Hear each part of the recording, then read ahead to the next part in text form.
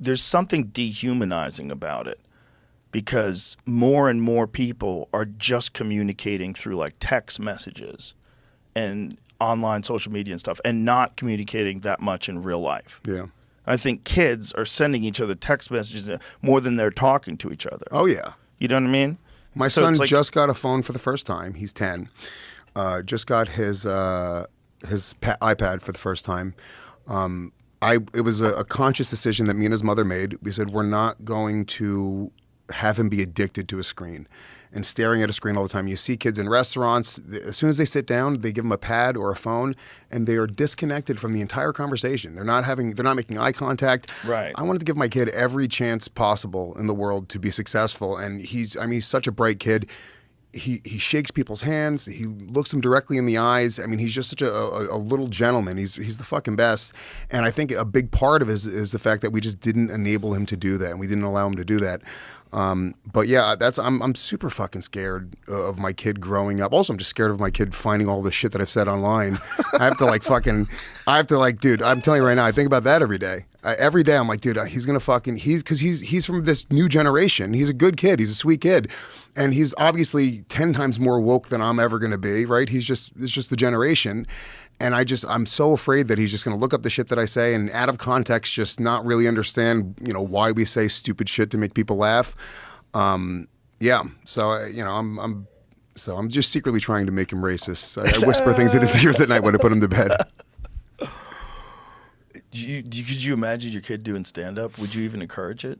I would not encourage it, but I would not discourage him from doing anything that he wanted to do, like literally anything. Right. And he has done stand-up. Really? Yeah, because so we did the roast at Skankfest in Houston for me, and me and my ex-girlfriend wrote him a few jokes, and he did the jokes, not at Skankfest, he did it like a video. And then, so he was really into that, and then I was at the stand one night with, just at the comics table, I brought him. And Bonnie McFarlane was there with, and she's got kids as well. Bonnie's awesome. Rich Voss's wife. And he was like, oh, I want to go on stage. I was like, James, you're not going on stage. If you want to go on stage, I was like, if you really want to go on stage in a few years, I was like, you can write some jokes, take it seriously, go to an open mic, do it the way that a comic would do it, right? And he was like, okay, yeah, you're right, Dad. And then I went on stage, and then 2 minutes later, Bonnie McFarlane comes in the room with him, and she's like, here, put him on stage. And she shoved him up on stage, and yeah, he just started roasting me and talking shit about me, and he did well. He's a little performer, dude. He's in like musical theater, and he's like super well-rounded kid. Yeah, he does jiu-jitsu now. He just won his first jiu-jitsu tournament, gold medal, first tournament. Congratulations, that's awesome. The best thing I've ever experienced as a father in my entire life was watching my son win a jiu-jitsu tournament. There's nothing fucking better than the day he was born by far. It was the fucking best, dude. That's amazing. He dominated another dude's cum. That was that. My cum went in there and dominated another dude's cum. I did that, really. That's my medal. I wear the medal around the house. But it was really that was the coolest thing I've ever experienced in my life. That's very cool. Yeah. Sounds like he's on a good path. That's awesome. Yeah, he is.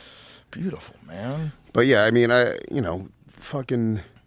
feel bad for like this next generation, because I don't even think they realize that, what's happening with that. It's just that addiction to your phone. Well, that's really what I think it's going to be, is eventually everyone's going to have this sort of opinion and attitude, because people are starting to get wind of it, that it's bad to be on your phone that much. And I think just parents are going to just start saying like, yeah, no, you can't be on a fucking cell phone all day. You can't be. And I think it comes down to us. I think we have to make a decision to do that with our kids. Yeah, you got to teach them discipline for sure, but also recognize that everyone is using these things and it's a part of civilization now. Yeah. I really feel like if we could see the writing on the wall, we would be terrified. I think human beings we're slipping into some weird place where we're, for sure, within the next few years, going to be connected to computers. Oh, yeah. And how we're going to do it, I don't know how they're going to do it. Whether it's something you wear or something that's in you. But it's coming, kids. And it's almost like all these things are falling in line at the same time. Like all these endocrine disruptors and plastics that are fucking up people's reproductive systems. And then at the same time, we're all getting addicted to phones and not as personal.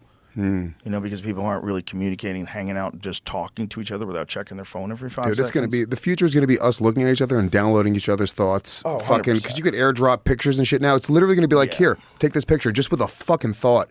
Yeah. And it will 100% is going to happen. They're already doing shit, right? They're already making devices that can go in your body that connect to other shit.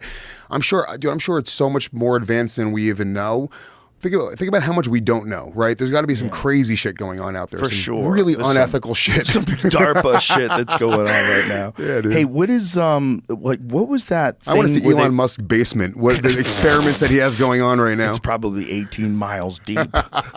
What is that thing they did where they recorded human thoughts?